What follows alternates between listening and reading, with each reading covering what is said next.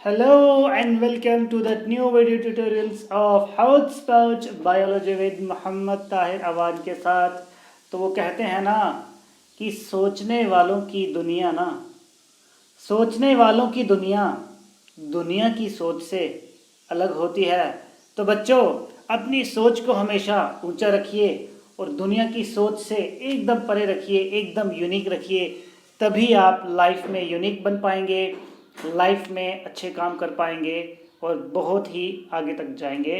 स्वागत है आपका आज के हमारे नए वीडियो ट्यूटोरियल्स के साथ। आज हम पढ़ने वाले हैं बहुत ही मज़ेदार कॉन्सेप्ट, और जो कॉन्सेप्ट आज हम पढ़ने वाले हैं, मैं आपको इस चीज़ की गारंटी देता हूँ कि ना ही आपको ये पर्टिकुलर टॉपिक जिस तरह से आज हम आपको यहाँ बताने वाले हैं, जो मटेरियल प्रोवाइड करेंगे, किसी बुक में मिलेगा, और ना ही ये इतनी आसानी से आपको इंटरनेट पे मिलेगा। एकदम स्टैंडर्डाइज्ड मटेरियल है और एकदम स्टैंडर्डाइज्ड ऑथर्स की हमने कोटेशंस ली हुई हैं आज का टॉपिक समझने के लिए। पिछले वीडियो सेशन में हमने ये समझा था कि टैक्सोनॉमी क्या होती है, जिसमें हमने ये समझा था कि taxonomy was simply the order और द सीक्वेंस जिसके थ्रू हम ऑर्गेनिजम्स को क्या करते थे, अरेंज करते थे, right, according to their taxa, या ऐसे कह सकते हैं अकॉर्डिंग टू देयर रैंक। वैसे तो आगे अभी आएगा दोबारा से। उसी को ही, क्योंकि उसमें कुछ खामियां थी उस पर्टिकुलर सिस्टम में, उसी चीज़ को ओवरकम करने के लिए हमने इंट्रोड्यूस किया न्यू टैक्सोनॉमी। न्यू टैक्सोनॉमी को ही कहा गया न्यू सिस्टमैटिक्स। क्या कहा गया? New systematics.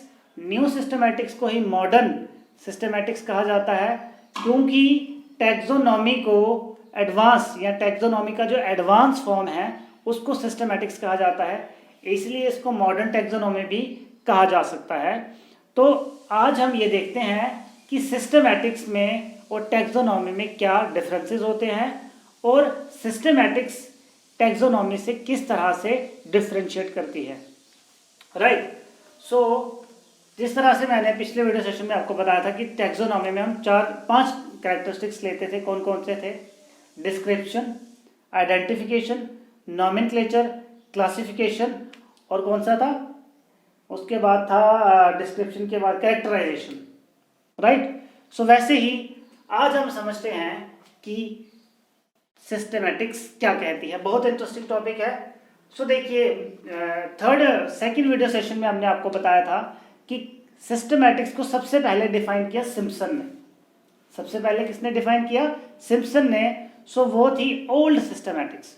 आज हम ओल्ड सिस्टमैटिक्स को भी कंपेयर करेंगे मॉडर्न सिस्टमैटिक्स के साथ। जो सिस्टमैटिक टर्म है, basically it is derived from 2 words, या कह सकते हैं ओनली 1 वर्ड, 2 नहीं है, एक ही वर्ड है, दैट इज सिस्टमा। सिस्टमा को बोला जाता है ऑर्डर और सीक्वेंस। और फादर ऑफ सिस्टमैटिक्स कौन है? Sir Julian Huxley. He is the father of systematics, या आप कह सकते हैं मॉडर्न सिस्टमैटिक्स और न्यू सिस्टमैटिक्स। वैसे ही फादर ऑफ टैक्सोनॉमी हमने आपको कल बताया था, कार्लोस लिनियस। इन्होंने ये 1914 में कंसेप्ट दिया था। तो सबसे पहले समझते हैं कि क्लासिकल सिस्टमैटिक्स क्या कहती है।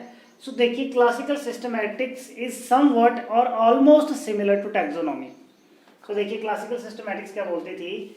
मॉर्फोलॉजिकल ट्रेट्स, या ऐसे कह सकते हैं कि जो क्लासिकल सिस्टमैटिक्स थी, it take consideration into morphological traits with 1 और फ्यू स्पेसिमेंस। वही कि थोड़े बहुत स्पेसिमेंस को ये लेके चलती थी, और थोड़े बहुत ही मॉर्फोलॉजिकल कैरेक्टर्स को ये लेके चलती थी। कोई भी एक प्रॉपर तरह का डिस्टिंग्विश इसमें नहीं था। लेकिन अब हम देखते हैं कि जो न्यू सिस्टमैटिक्स थी या मॉडर्न सिस्टमैटिक्स थी, उसके क्या पॉइंट ऑफ व्यू से व्यूज थे। इसलिए इसको बायोलॉजिकल सिस्टमैटिक्स भी कहा जाता है, क्योंकि इसमें बायोलॉजिकल ऑर्गेनिजम्स का क्या करते हैं, हम सीक्वेंस फाइंड आउट करते हैं। इसके 6 पॉइंट्स थे, वेरी वेरी इंपॉर्टेंट। और ये 6 पॉइंट्स आपको मैं गारंटी देता हूँ कहीं नहीं मिलेंगे आपको, वेरी वेरी इंपॉर्टेंट, और बहुत ही सिंपल तरीके से हमने सिस्टमैटिक्स को डिफाइन किया है। तो देखिए, सबसे पहला criteria, the new systematics it is a field that, तो क्या क्या करता है, it provides scientific names of organisms. कि ऑर्गेनिजम्स को क्या देता है, ये साइंटिफिक नेम देता है, number 1। Number 2, it describes them, उनको डिस्क्राइब करता है। Number 3, it preserves collection of them, उनको प्रिजर्व करके रखता है ताकि फ्यूचर में अगर उसके जैसा कोई ऑर्गेनिज्म हमें मिले तो हम क्या कर सकें, उसको कंपेयर कर सकें, right. Number 4 is it provides classification of organisms, यानी कि ऑर्गेनिजम्स को क्लासिफाई करता है, and keys of their identification, और उसको किस तरह से आइडेंटिफाई किया जाए इस चीज़ की हमें कीज प्रोवाइड करता है, ये हम पढ़ेंगे फर्दर सेशंस में। सो देखिए ये जो पहले 4 पॉइंट्स हैं, फर्स्ट 4 पॉइंट्स हैं, अगर आप बड़े ध्यान से देखें पिछले लेक्चर के साथ अगर आप कंपेयर करें तो ये पहले के पहले 4 पॉइंट जो हैं ये टैक्सोनॉमी में भी तो डिफाइन किए थे ना, टैक्सोनॉमी भी तो इन चारों पॉइंट्स को डिफाइन करती थी। सो अब टैक्सोनॉमी और सिस्टमैटिक्स में क्या अंतर है वो बताएंगे ये नेक्स्ट 2 पॉइंट्स, बड़े ही ध्यान से समझना। सो ये 4 पॉइंट तो आगे सिस्टमैटिक्स में। Number 5, it investigate their evolutionary histories, this is very very important, this point is very very very very very important. NEET में अगर आपको डिफरेंशिएशन पे या स्टेटमेंट के तौर पे आता है असर्शनिंग या रीजनिंग में, तो सिस्टमैटिक्स और टैक्सोनॉमी में जो सबसे बड़ा डिफरेंस है वो ये होता है कि सिस्टमैटिक्स उस ऑर्गेनिज्म की एवोल्यूशनरी हिस्ट्री को स्टडी करती है जो टैक्सोनॉमी ने नहीं बताया था, right. So it investigate their evolutionary history, उसके पूरे एवोल्यूशन पैटर्न को स्टडी किया जाता है किसमें, सिस्टमैटिक्स में, जो टैक्सोनॉमी में नहीं किया जाता है, अगेन वेरी वेरी इंपॉर्टेंट। उसके बाद systematics considers their environmental adaptations, ये बात भी टैक्सोनॉमी में नहीं बताई गई कि किस तरह से ऑर्गेनिजम्स एनवायरमेंट के अकॉर्डिंगली अपने आप को अडेप्ट करते हैं। सो जो ये 2 पॉइंट्स थे, ये 2 पॉइंट्स इंट्रोड्यूस हुए न्यू सिस्टमैटिक्स में। सो अगर मैं सिस्टमैटिक्स को एज ए होल डिफाइन करूंगा तो आपको ये 6 के 6 पॉइंट लिखने होंगे। सो देखिए इसके जो फर्स्ट 4 पॉइंट हैं ये आए टैक्सोनॉमी के, तो इसका मतलब ये हुआ, इसका मतलब बड़ा ही सीधा सीधा हुआ, systematics is inclusive of taxonomy,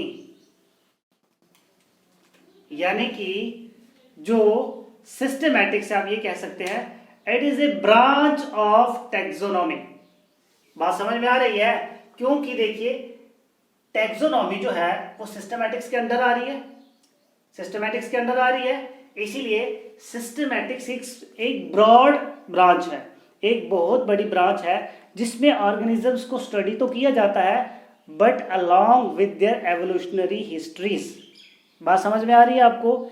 इसीलिए सिस्टमैटिक्स जो था एक टैक्सोनॉमी का एडवांस ब्रांच था जिसको डिफाइन किया गया।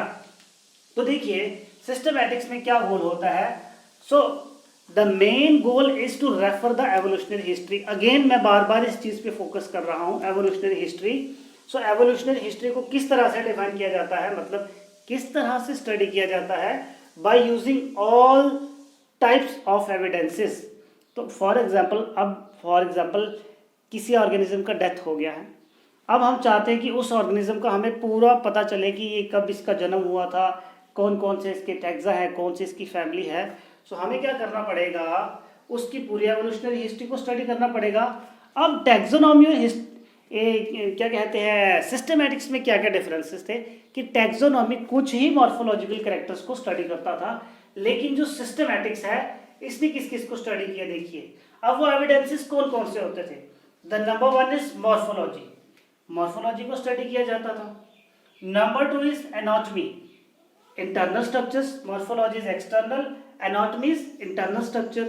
Cytology, cell study, genetics, study of genes, biochemistry, all the biochemical reactions that are occurring inside the body. Physiology, all the physiochemical reactions that are occurring inside the body. Ecology, the relationship of organism with environment. उसके बाद the behavior, how that organism is behavior or responding to the environment. उसके बाद embryology, कि उसका embryo का development कैसा हो रहा है, राइट। सो इसके अलावा भी बहुत सारे पॉइंट्स थे जो सिस्टमैटिक्स के अंडर आए। तो तो यहाँ पे देखिए, तो सिस्टमैटिक्स में जब किसी ऑर्गेनिज्म को डिफाइन किया जाता है तो इन सारी चीज़ों को मद्देनज़र रख के हम ऑर्गेनिज्म को स्टडी करते हैं, जो टैक्सोनॉमी में नहीं किया जाता था। टैक्सोनॉमी में बहुत ही फ्यू कैरेक्टर्स को लिया जाता था स्टडी करने के लिए। That was the major difference between taxonomy and systematics. Systematics में इन सारे की सारी चीज़ों को स्टडी किया जाता था along with their evolutionary histories. So इसी के बेसिस पे ही देखिए, जैसे मॉर्फोलॉजी था तो हम कह सकते हैं मॉर्फोलॉजिकल सिस्टमैटिक्स, या फिर हम इसको ये कह सकते थे मॉर्फोलॉजी, या ऐसे कह सकते हैं taxonomical morphology, taxonomical anatomy, taxonomical cytology, taxonomical genetics, taxonomical biochemistry. So हम ये भी कह सकते हैं कि ये भी एक तरह की सारी सिस्टमैटिक्स की ब्रांचेस हैं, या फिर न्यू टैक्सोनॉमी की सारी ब्रांचेस हैं। तो ये आपको नीट में सवाल आ सकता है। अब समझ में आ गया होगा आपको मेरे ख्याल में बहुत हद तक कि टैक्सोनॉमी और सिस्टमैटिक्स में क्या क्या डिफरेंसेस थे। सो अब हम एक डिफरेंस के तौर पे देखते हैं कि what were the difference between taxonomy and systematics in the table form, right.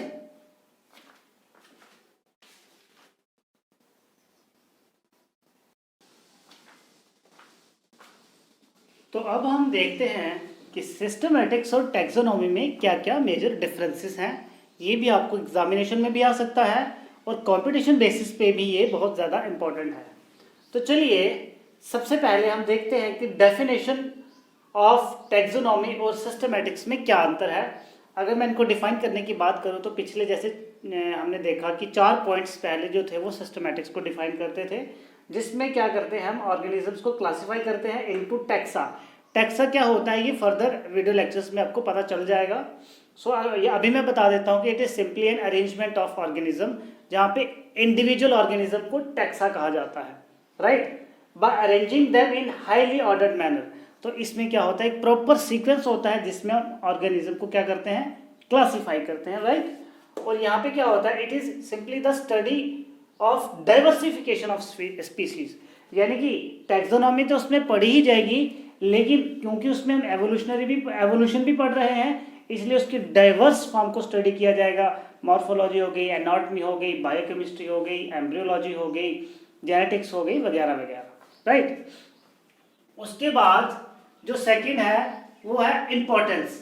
तो इम्पोर्टेंस में देखिए टैक्सोनॉमी क्या करती है, इट नेम्स यानी कि नॉमेनक्लेचर देती है, इट डिस्क्राइब्स, उसके बाद डिस्क्राइब करती है, उसके बाद arrange and identify certain species, जिस तरह से मैंने आपको रूल्स बताए थे इसके टैक्सोनॉमी के। लेकिन सिस्टमैटिक्स इन सारे पॉइंट्स को तो लेता ही है, लेकिन it is just an layout, सिर्फ उनका एक लेआउट लेती है इन सारे कैरेक्टर्स का, और उसके बाद उसकी वो एवोल्यूशनरी हिस्ट्री को स्टडी करती है अलॉन्ग विद एडेप्टेशंस।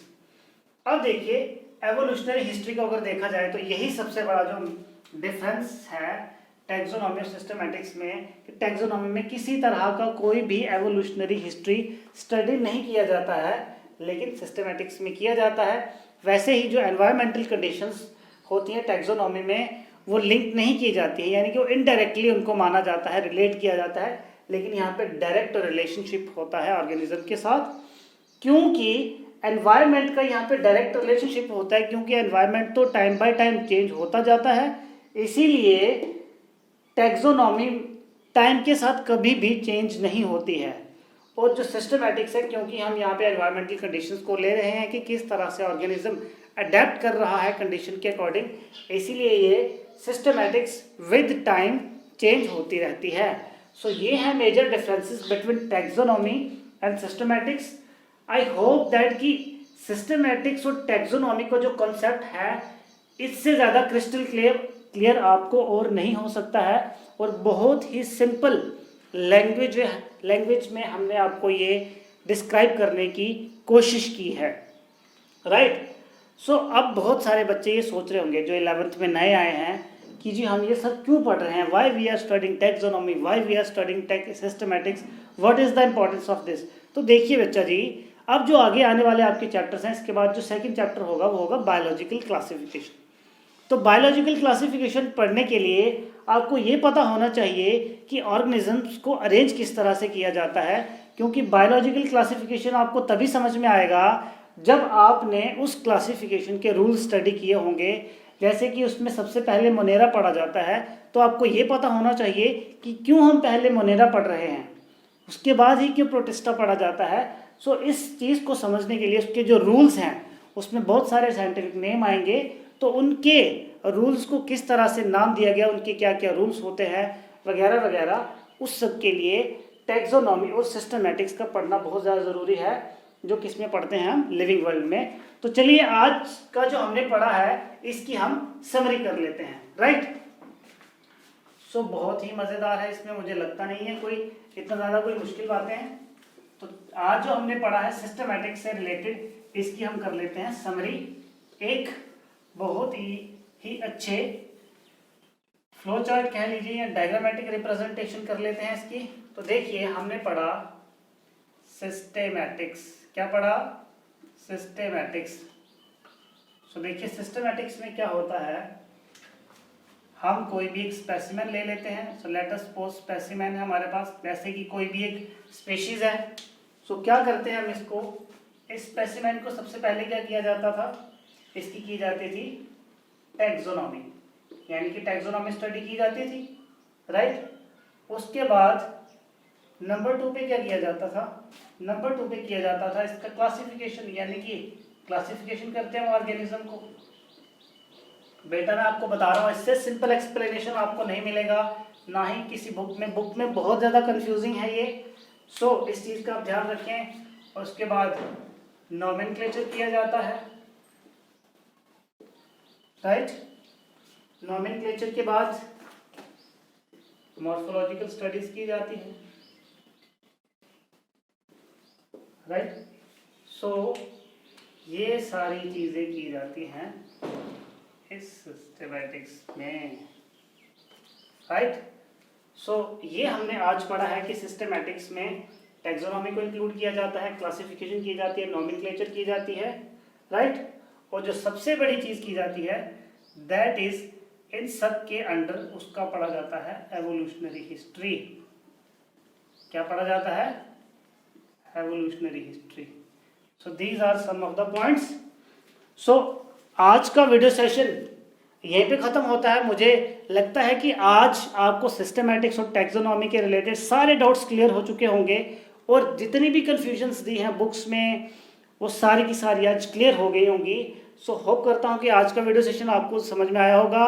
अब इससे अगले वीडियो सेशन में हम ये जो इंडिविजुअली तौर पे जितने भी पॉइंट्स होते हैं अंडर सिस्टमैटिक्स, इनको स्टडी करेंगे बारी बारी से।